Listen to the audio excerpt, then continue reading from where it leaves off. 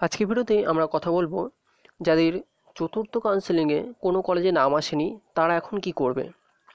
আমার কাছে প্রায় কমেন্ট আসছে যে দাদা আমার চতুর্থ কাউন্সেলিংয়ে নাম আসেনি, এবার কি করতে হবে যদি একটু বলে দাও তাহলে খুব ভালো হয়। যেহেতু এই টপিকটা নিয়ে তোমাদের প্রচুর পরিমাণে কমেন্ট আসছে, তো তার জন্য আমি এই ভিডিওটা তৈরি করছি। ভিডিওটা অত্যন্ত গুরুত্বপূর্ণ হবে, ভিডিওটা অবশ্যই সবাই শেষ পর্যন্ত দেখবে।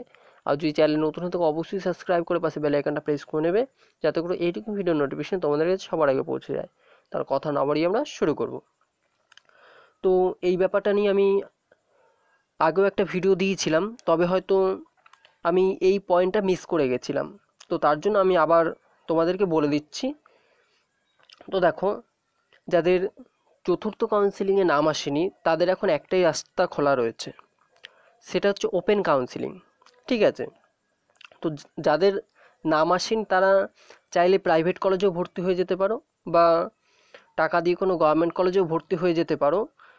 আর যারা কোনো অত খরচ করতে পারবে না, সবাই জানো যে প্রাইভেট কলেজেও খরচ বেশি হচ্ছে এবং গভর্নমেন্ট কলেজেও টাকা দিয়ে ভর্তি হতে গেলে সেখানেও খরচ বেশি হচ্ছে।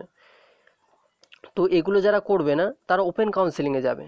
ঠিক আছে, তো আমি বলবো যে প্রাইভেট কলেজে আর টাকা দিয়ে গভর্নমেন্ট কলেজে এই দুটো জিনিস করার আগে ওপেন কাউন্সেলিং পর্যন্ত একটু দেখে যাও। ঠিক আছে, ওপেন কাউন্সেলিং কি হয় না হয় সেটা একটু দেখে তারপরে তোমরা সিদ্ধান্ত নেবে। তো আশা করি বোঝা গেল যে যাদের নাম আসেনি তারা এবার কি করবে। তারা এখন সরাসরি ওপেন কাউন্সেলিংয়ে যাবে। তবে এবার একটু আলোচনা করে নিই যে ওপেন কাউন্সেলিং কবে হবে। দেখো, ওপেন কাউন্সেলিং নিয়ে কিন্তু কোনো নির্দিষ্ট ডেট ওয়েবসাইটে এখনও বলা হয়নি। দেখো, আমরা যদি গাইডলাইন্সের দিকে তাকাই, এখানে কিন্তু 15/10/2020 বলে একটা ডেট দেওয়া রয়েছে।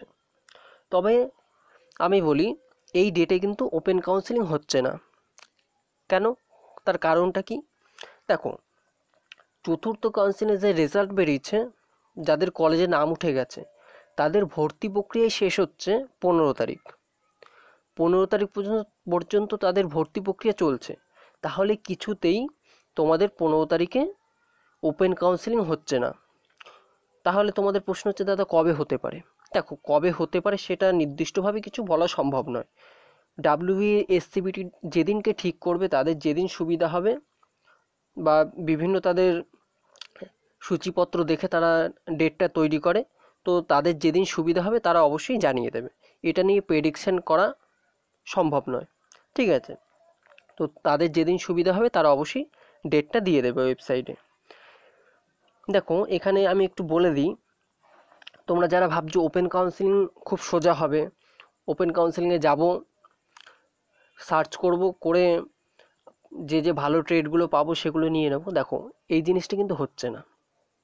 কারণ দেখো, ওপেন কাউন্সেলিং আমি মিডিলের জায়গাটা একটু তোমাদের পড়ে দিই, তাহলে দেখবে ভালো বুঝতে পারবে।